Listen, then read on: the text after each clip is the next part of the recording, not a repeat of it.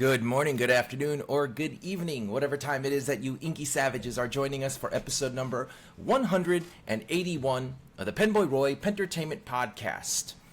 We're excited to be here. This is the last episode in the history of 2023, as today is December 30th, Saturday, the last Saturday of 2023. So we got a great show for you today. I'm going to talk about manufacturing. I just came up with that right now. I want to talk about some manufacturing stuff. I even talked about it with my friend Ryan from Kenro Industries. Ryan from Kenro. Yeah, and I had a discussion with him because I got the new Apple Watch, right? Mm-hmm. It's the Ultra 2. And the whole thing is made out of titanium, which is cool. So the band it came with was, a regular band that it comes with. And I started, getting into buying bands, right? Mm-hmm. And I'm looking at all these titanium bands. I got a titanium band that I thought was really cool. The band that I got was off of Amazon. And it's a band called Trumirror, Trumirr. It was $22. And it says... Oh, I got the hiccups all of a sudden. And it says it's made of titanium and all that stuff. So I got it. I used my reward points. I ended up paying $9 and change. And it's a decent titanium band. I thought it was pretty cool. But then I started looking online at other ones, right? Because it's a rabbit hole. You start buying stuff. And what I noticed was there are other brands like Robust or Bizelli, Infinity Loops, all these different band companies selling a band based on pictures that look exactly the same. Yeah. And they're not branded. So I went on Etsy and I started looking at all these different brands and just started researching them. What it looks like to me is the bands that are made of titanium, that range from $20 all the way up to $100. Mm-hmm. They're all the same band, I think. I can't confirm it because I didn't buy them all to compare them. Right. But they're all the same. They all look exactly the same. They have the same pin mechanism and all that stuff. And so your watch knows it's being talked about right now, so it needs to let you know. Yeah. No, my wife is texting me while I'm doing the podcast. Mm-hmm. So, so anyway, as I was saying, it's all the same. So I called Ryan because Ryan knows so much about stuff, where it's made, how it's made, and stuff like that. And I asked him what are the chances that this brand called Robust that sells this band for $70 is the same band that's $25 on Amazon? Because none of them are branded. And he's like, there's a high likelihood that they're all made in China, and which they are, and they're all just the same stock stuff. So we see that sometimes in the fountain pen industry, and I want to talk about that later. But first, we have to talk about the Goldspot affiliate link. And I do appreciate all the purchases you guys are making using the affiliate link. It helps out the Pentertainment Podcast. Check out that link in the description below if you want to help out the Pentertainment Studios and fund all the products and all that stuff, and just basically help me out. It does you no additional benefit whatsoever. It doesn't help Goldspot out. They get the sales anyway. But it does help me out. So use that affiliate link.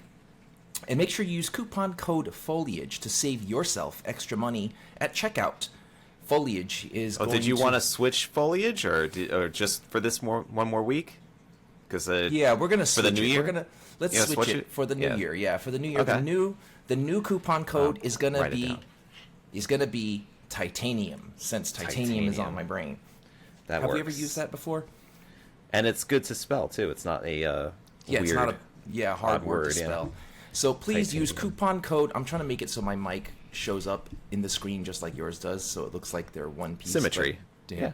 So please use coupon code Titanium at checkout for an additional savings on most of the products on the Goldspot website. Some exclusions do apply.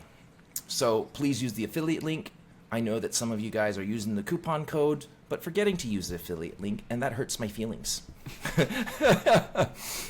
Because using the coupon code helps you, but it doesn't do anything for me.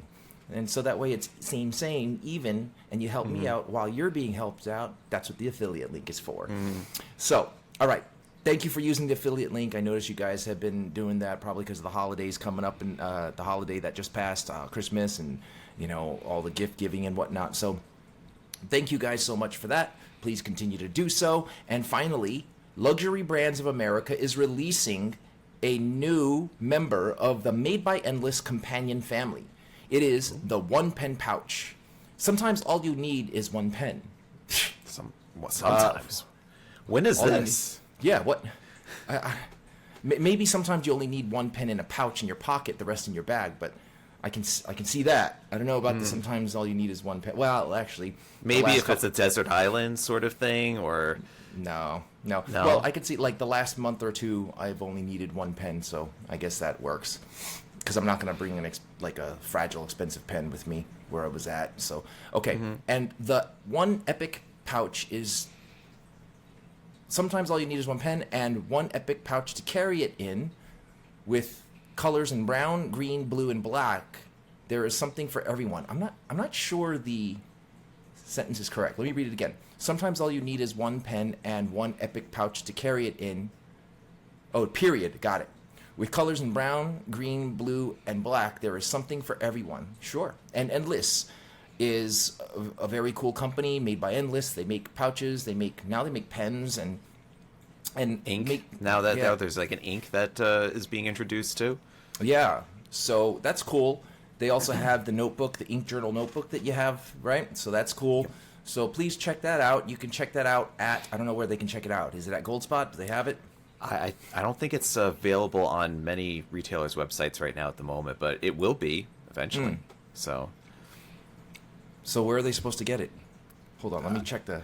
They'll get it. They'll get it eventually. Just keep your eyes peeled. Just look out for it because Endless, making some cool stuff. So you got to check out their because they also have ones for if you just don't want the one pen. If you have multiple pens, there's also companions that house 3 to 5 pens. Yes, sir. So that is take true. a look at those as well. But yeah. Okay, so check those out. Check those out. They're actually a very good, inexpensive option for leather. They're made in India, so not too shabby. Make sure you check them out. Good quality stuff. Yeah, good quality stuff. All right, except for that creator pen. That creator pen's a little suspect. They need to go back to the drawing board for that. I never got the creator pen. Oh, it's not. I mean, it might be worth just to put your hands on it so we could ridicule the heck out of it. But I'd love that. Do you have one that you can send me? I could send you one. Yeah. Okay. Send me one so we can. All right. We can lose our sponsorships by talking shit about our products. Oh, I got to do the warning before I start saying bad words. All right, we're gonna get on with episode number 181 of the PenBoyRoy Pentertainment podcast. But before we get started, I want to give you guys a quick disclaimer. This podcast is not scripted and therefore will contain potty mouth words, both from Tom and I, mostly from me. So be forewarned, you have been warned. Now, on to the podcast. The PenBoyRoy Entertainment Podcast. Stay savage. So as I was saying before we did the sponsorship reads, I was talking about the titanium Apple Watch bands and the fact that there is a whole slew of bands that range from $20 all the way up to $300. And as far as I can see, and as far as I can tell, all made in China. Mm-hmm. Chances are maybe the same manufacturer. So what I'm thinking is this, and tell me, give me your thoughts on it. Because this happens also, I think, in the fountain pen industry, based on what I was talking about with our good friend Ryan Signer from Kenro Industries, right? Is that you got one main factory that produces all the stock parts, all the pins, all the rods, all the buckles, everything that has to do with the band. And you get all these like smaller independent brands that purchase those stock parts and have them put together for a band under their name brand, for example. And like I said, this is just a deduction. I could be wrong. I don't think I am. Based on what I've seen, that the bands are all the same. They just are under different names. Like there's one by Cordes, there's one by Bazzelli, there's one by Robust Bands, and there's the True Mirror on Amazon. There's Infinity Loops. So what I'm finding is a lot of these products are sold on these brand websites, and then they're drop shipped to the customer. Okay, so I'm thinking that there's a high likelihood that is the case. The air conditioning is on. Can you hear the buzz of the air conditioning? Not really. I hear the gurgle of the aquarium in the. I can hear that. All right. Well, But whatever. no. It's too hot for me to turn it off. So the heat is like the building. They put the heat on to like 90 like degrees. it's like 40 something degrees outside. How is it that you need to turn the air conditioner on? Yeah. So anyway, going back to what I was saying, Yes, getting back to you have these stock bands that all look the same across all the brands. Now, every once in a while, there's a slight variation. Maybe the buckle is a little different. So I'm still thinking that even though the buckle is different or the pin adjustment is maybe different, it's all stock parts. And then you have like your high-end ones, right? You have $200 titanium bands made by Sandmark. You have them made by Bluestein. Seems like it's a German company. And then you have the most expensive one by Nova Bands. Nova Bands. Yeah, they have one that's $300. And, you know, I reached out to Nova Bands, the one that's $300. And it turns out they're designed in the U.S. It's a U.S. company, but everything is made in China. Right. So part of me is like, oh, I like the fact that the Nova Band is more premium and stuff like that. So what makes it more expensive? What makes it more cost more? So the design is different. The development is different, meaning they're not just selecting stock parts and then branding it. They actually said, hey, Chinese manufacturer, what I want is the buckles to look like this, and I want this buckle to interact with the other buckle this way. I want certain pin styles, but not the pin styles you have. I want you to make a new pin style specifically for me. And they have different specifications, which means the company that manufactures them now has to do research and development and create different metals and apparently things like that, right? Right. So that's why the cost is $300. I'm sure that's the end user cost. I'm sure the actual cost is significantly less and the markup is significantly higher, right? And it makes me think to myself, well, what's the point in buying a band that's made of all stock parts that would cost $20 to $25 on Amazon? What's the point in buying the brand one like Bizzelli or Robust? Why should I buy those brands for $60 if it's the same thing, right? So in the pen industry, we would answer that question. Well, for example, a lot of pens that are made by a Chinese manufacturer are sold as Jinhao, right? And they're sold at almost cost, $10 at most. The same pen you'll often see in other brands like Monteverde or Conklin, something like that. Now, there would be slight differences between the Jinhao and the Conklin and Monteverde, and slight differences being maybe the grip section has a different shape, or there's a little extra metal in the cap of the Conklin or Monteverde. I mean, there's a little bit more that goes into the Conklin Monteverde, but they're essentially almost the same pen. A good example would be the All-American wooden pen versus the generic Jinhao pen. They are identical except for the grip section in the All-American is a metal grip section, and the style of the clip, and also the nib. The nib is a Yovo nib, right? Otherwise, they're identical. I mean, that's a lot of differences, but still, if you hold them next to each other, you can see that they're sharing the same birth DNA, right? So the justification for Monteverde and Conklin to charge more for that pen is, yes, they did make some modifications, and they did customize it so that it's Conklin and Monteverde, and they also offer a lifetime warranty from top to bottom of that pen. Right, Jinhao, you pay significantly less, but you don't get the warranty. You don't get a box with it. It just comes right. in You get plastic the little sleeve. Right. The experience is different. Yes. Right. So, and that's the type of thing. Okay, I can live with that. So that's why I would prefer to buy a Monteverde, a Conklin over a Jinhao. I can't think of why I would buy a Robust band titanium band over a nameless titanium brand, right? Because one, I don't know how long Robust has been around, or Infinity Loops, or all these other brands have been around, and they may have a year warranty or 2-year warranty. I don't remember what the warranties are, but they may not be around to honor it, which would be a problem, right? So maybe I'm a little more stingy in that case, and maybe it has something to do with the fact that I personally know the owners and everybody at Conklin, and I know for myself as well as anybody else who buys one, just getting customer support on it is just easy. I could just call Goldspot. I could just call them directly. They'll take care of it. I don't know about these other brands on Amazon that they could not have that great of a service, but then again, you could always just return pretty much anything to Amazon within the return window, and they'll just take it. Yeah, exactly. And then to avoid that scenario, I was thinking to myself, maybe I should opt for the Nova band, even though it's $300, or the Sandmark or Bluestein. And I'm just like, but they're $200+ $300, and I'm you can't make that argument and then turn around and spend $500 on a fountain pen. You can't, it's just, but the thing is, like, we all have our areas where we like to emphasize. No, that wasn't my point. My point is so I was thinking about the higher quality. The higher end ones that are more premium, they have more quality, they have a warranty that you can lean on because they've been around. They're not a fly-by-night pop-up retailer.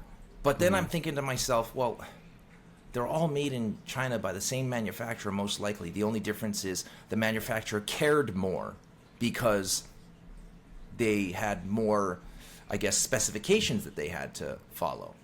So it's like the price gap between $20 to $30 is too drastically different between the $200, $300 one. There's nothing in between, and what is in between is just a marked up $20 to $30 one, right? So that had me thinking a lot about the fountain pen industry, and I'm thinking to myself,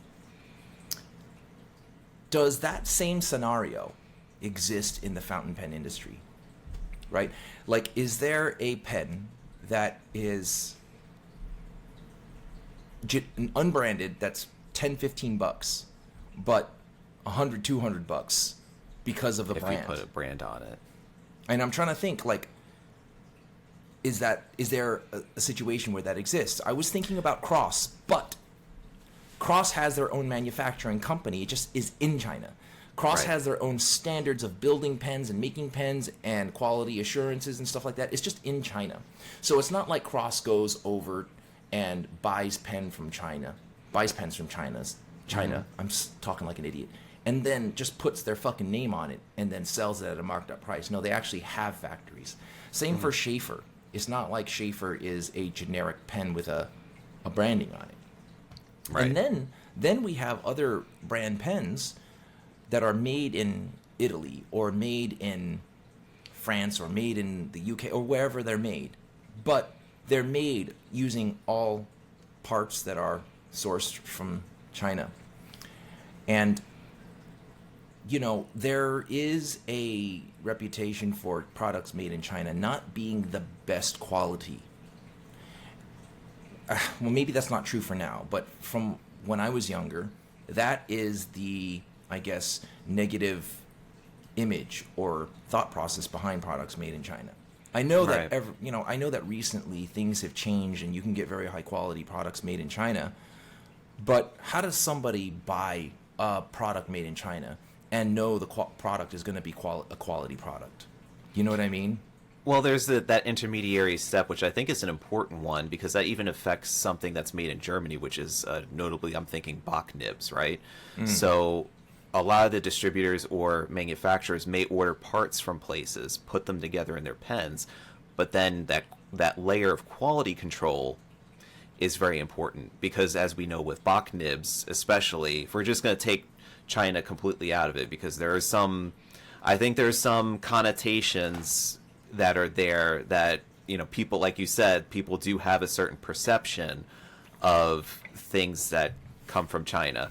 You're right. But kind of like leaving that off to the side, we could just talk about, particularly with Bock nibs, is that there's certain companies that let's say just want to put the nib on the pen and then ship the pen.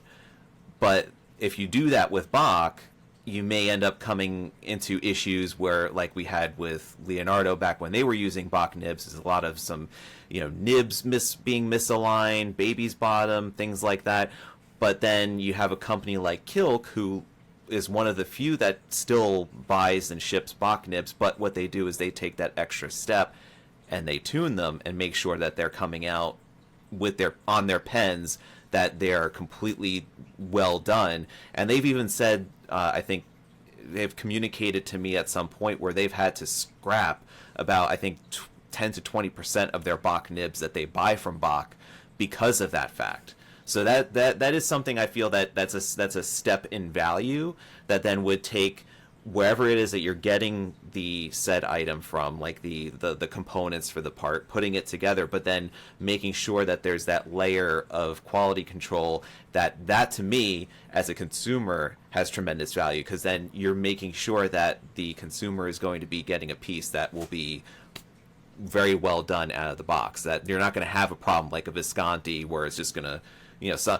and like I'm not going to go and, like, let's say kind of like what's the word for it, speculate that Visconti might be doing that sort of thing. But if we're talking about quality control, their quality control is suspect and definitely does not warrant the high price point that they command for their pens. Mm-hmm. So that's something that you would be surprised, because you said, like, I would want to buy a titanium band, but I might realize that at a $20 level, it may not be perfect, but at a $500 level, yes, it better be amazing coming out of the box. Mm-hmm. Perfect. Nothing falling apart, nothing tarnished or whatever. Even seeing, like, earlier this week, we pulled out a pen. It's a ballpoint. Visconti Homo Sapien color ballpoint in blue because that has black finishing on it. Mm-hmm. The finishing was coming off of the nose cone of the ballpoint already. Like, it was like that right out of the box. They're like, we can't ship this. Right. That's why every single one of them is checked at Goldspot, because of those issues. Not just the nib problems, but a whole host of different things that we don't want the customers to ever have to know about, because you don't want to, because then that's going back and forth. That's leading to a lot of unpleasant feelings, especially towards the brand. But we're kind of putting the work in for Visconti, right? Because they should be shipping these things perfect on it. But who knows? Yeah. They may be getting stuff from wherever. They may not be completely made in Italy, as they are said. But we don't know. But how much can a company get away with that if they say made in Italy? What amount of made in Italy qualifies so that you're not lying about being made in Italy? That would also depend on the country itself, as being able to say, like, what could you say is genuinely made in here? Is it just assembled here? Is it just how much of the components? I think it's based on each country, because even when we were talking to Bryce about the whole warranty thing with Waldman, is that they said, we can't put lifetime warranty on our pens, even though we can lifetime warranty them because they're made so well. Oh, my lamp just fell. But my bad.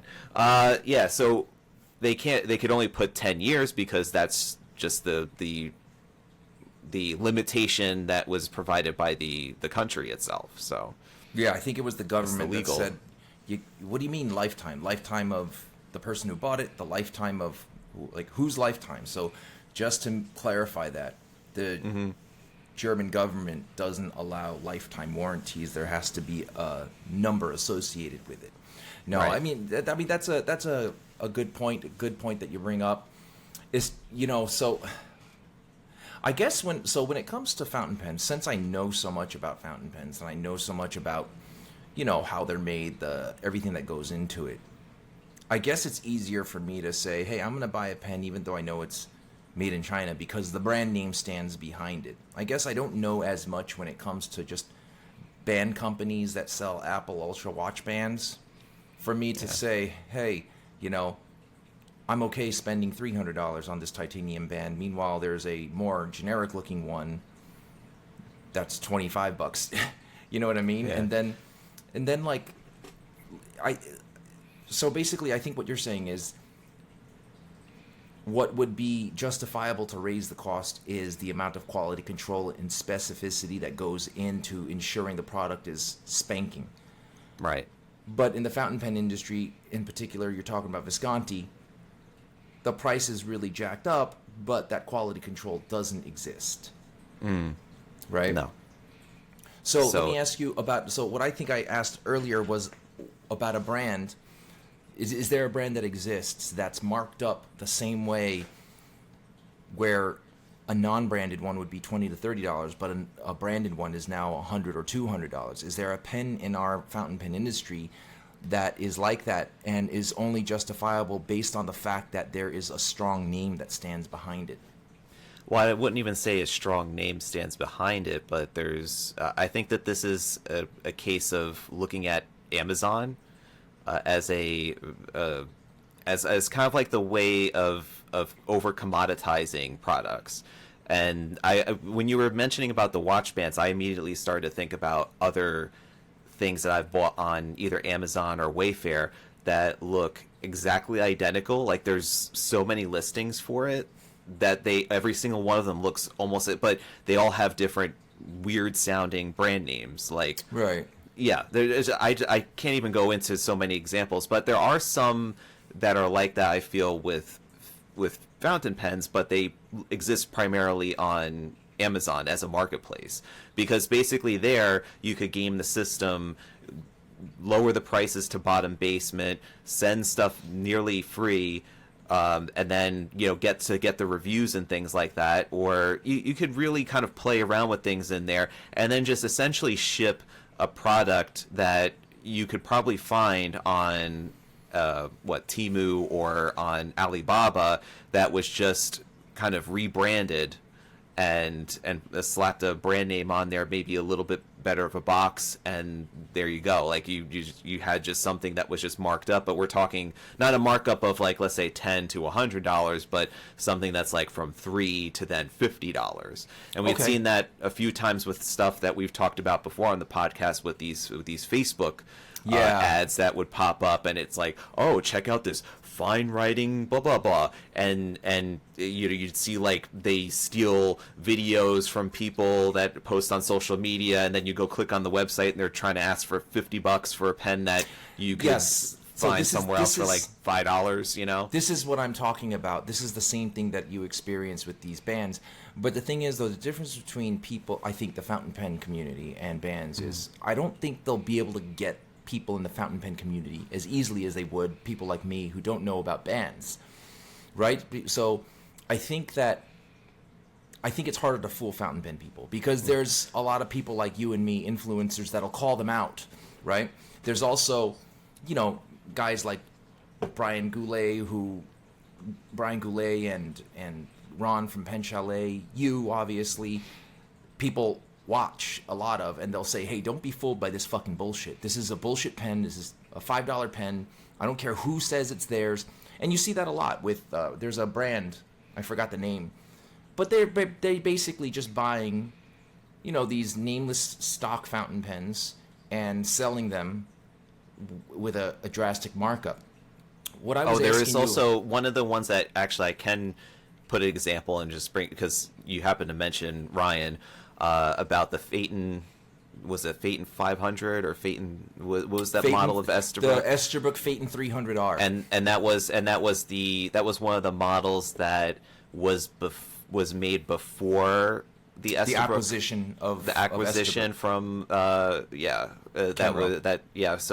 So that necessarily it's not a poor reflection on Esterbrook, but that was something that we talked about a long time ago, because that was actually basically was very much mostly a Camlin pen, I think, right? Or a Canwright, yeah. Or a Canwright. It was an Indian pen that the converter smelt like death, and the pen itself was nothing to brag about, and I think they were trying to charge like $75 for it. So here's the thing, though. Going back to what I was talking about, what I learned about like the Nomad titanium band that's $300 versus like the nameless one that's by Trumere that's $25 and all that stuff. So Camlin, they have $8 pens that look a lot like the Phaeton 300R. Okay? Functions the same way, smells like butthole, the same thing, the whole thing. But after Kenro took over it, it seems like they were stuck with this. I think it was already in the pen was already manufactured or was already on the way, and by the time that they bought it, they had to buy that too. Like same thing with the Popeye pen. It just came with the package deal. Right. They what are they going to do? Burn it? So what they did bury it out in the New Mexico desert like E.T. So what they did do is they actually invested more money before they received it in upgrading the cap mechanism and making sure that it has more of a stronger connection. It was beefier. So they did spend more money because it's an investment they were stuck with. So the cost went up because they did make customizations to the manufacturing of it after it had already landed in their lap. Still, I honestly think the Phaeton 300R at a price tag of like $70 is $75 too high. So but they haven't done that since. After the Popeye pen went and after the Phaeton 300Rs went, they haven't really done that again. We know that was basically them trying to deal the best with a bad situation. Right. So, but what I was talking about was what I was asking you about was, are there any brands that mirror the $25 titanium versus another brand that sells the same $25 titanium band for $60 that is justifiable because the name that stands behind it? And like I said, for me, the same thing exists with Conklin and Monteverde. What else can you think of, if any? I really can't think of any that, let's say, wasn't, because I think if we were to come up with examples that have a huge disparity but are essentially counterparts to each other, using Jinhao as an example, the Jinhao 82s, which are basically knockoffs of the Pro Gear, right? The Sailor Pro Gears. But that's not necessarily, that's because Sailor's the one that's making them. It's not that's not even we can't even talk about that because Japan makes the Sailor Pro Gear. They make that pen themselves. Jinhao copies the shit out of them. Reverse engineered it and put a steel nib on it. It's not like Sailor hired Jinhao to make it, and then Jinhao then is making their own to sell cheaper. That's what happened with Conklin, the Conklin and the Shanghai Quangu stationery company that manufactures them. That's what happened with them. Conklin said, here's an all-American. We want it made out of wood. I think what happened was Jinhao already had something that looked like it and said, yeah, here you go. And then Conklin paid to have it made in mass with Conklin clips and metal sections. And then as soon as that happened, the manufacturing company is like, oh, look, they're charging $75. We'll charge $5. You know what I mean? And then we already have the parts. That seems to happen a lot. Yeah. But the thing is, though, where I think that fountain pen people have the edge up is when it comes to like watch bands and stuff like that. People buy an Apple Watch band. They're not watch collectors in particular. And then they see these bands made out of titanium, and they're like, holy shit, look at that. It'll go really well with my watch.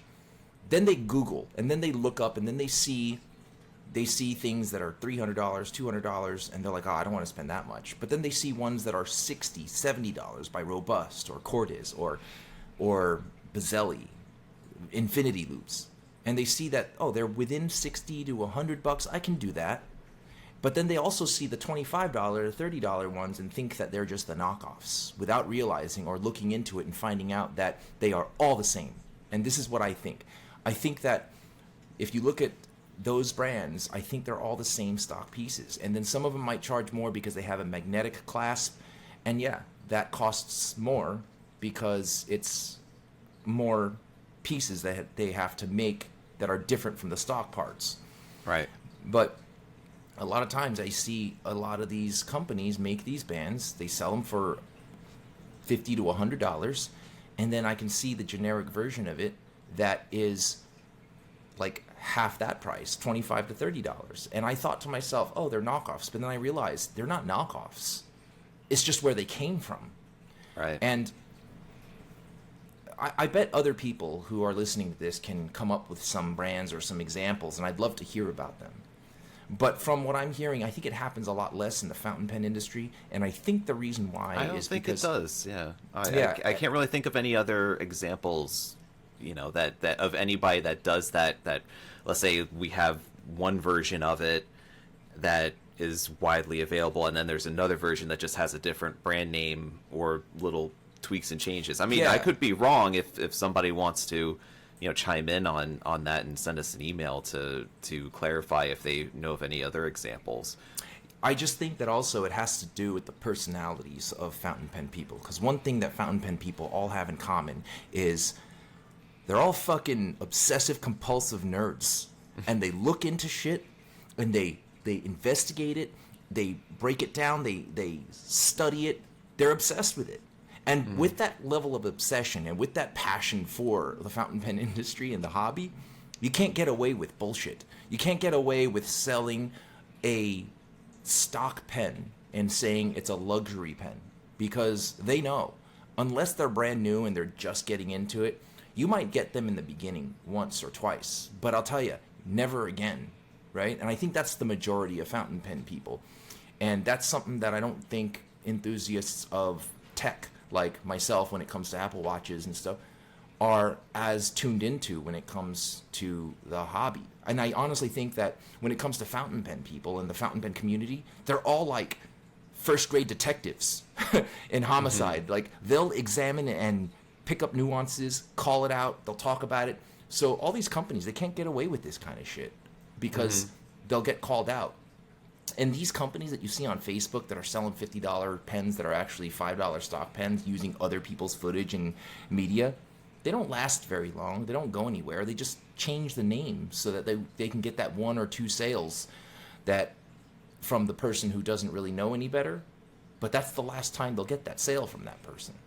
You know what I they're mean? not looking to build anything long term. They're just kind of like, oh, well, maybe I could make a few. And also, too, is I think that the issue at hand is that like wearable tech and is far more lucrative of a market than pens are. Unfortunately, sad to say, it's not like fine writing is nowhere near like wearable tech or portable technology, mobile phones and stuff like that. That's a whole other scale of business, talking in the billions of dollars, where it's like and also is like in the millions of dollars. It's crazy too, because if you think about tech, wearable tech like this Apple Watch won't last longer than a few years, and then after that you got to upgrade it to the next one. Fountain pens, this Homo sapien magma, this will write for the next 100 years, so long as it's not lost or destroyed, right? So, and that goes for every fountain pen, right? So it's kind of like, it's funny that I guarantee you there are fountain pen people out there that will spend more in the next 3 years on fountain pens that cost more than my Apple Watch. Yeah. You know what I mean? Even though the pen will last a lifetime and the Apple Watch won't. You know what I mean? It's funny because like it's acceptable for me to buy another Apple Watch at the end of the next 3 years, or maybe 4. But I will not wait that long to buy a new pen, even though I bought a new pen 20 minutes ago. You know what I mean? So as lucrative as it is, I think that the reason why the wearable tech and phones are more lucrative is just because everybody utilizes them, whereas fountain pens is not. But I think we need to start market. We need to start wrapping this up. Is there anything else that you want to add? Are you getting an Apple Watch? We need to get more people into pens. Is what's going to happen. Like, we need to have as many people buy Apple Watches. We need to have them buying pens. Is what we're saying. That's what needs to happen. 2024. That is the goal. Yeah, that'll be great. New Year's resolution. Wish that happens. Absolutely. Get more people into pens. Not necessarily that you have to buy more pens, dear listener. You have to get more people to get into writing with fountain pens. Right, exactly. So, well, anyway, that was episode number 181. I'm keeping it a little short because it's the night before New Year's, it's the night before New Year's Eve. So it's the eve of New Year's Eve, same as the eve of Christmas Eve. Right. Someone said that the eve of New Year's Eve is actually considered, I think, Adam's Eve, right? I don't know. Somebody commented that, and I thought that was a pretty cool comment. Yeah. Okay. Anyway, I want to thank you guys for joining us for episode number 181. Please check out our sponsors and be well, be safe. I love you guys. Stanky. Oh, shoot. Sorry. What? No, as I said it over what you said. Yeah, sorry about that. Oh, no, you didn't. It just came in that way because... Do it again. Do it again. We just have to do it again. All right. I love you guys. Be well, be safe. Stanky. Now that's going to have too long of a pause, but, it's fine. All righty, guys. Bye.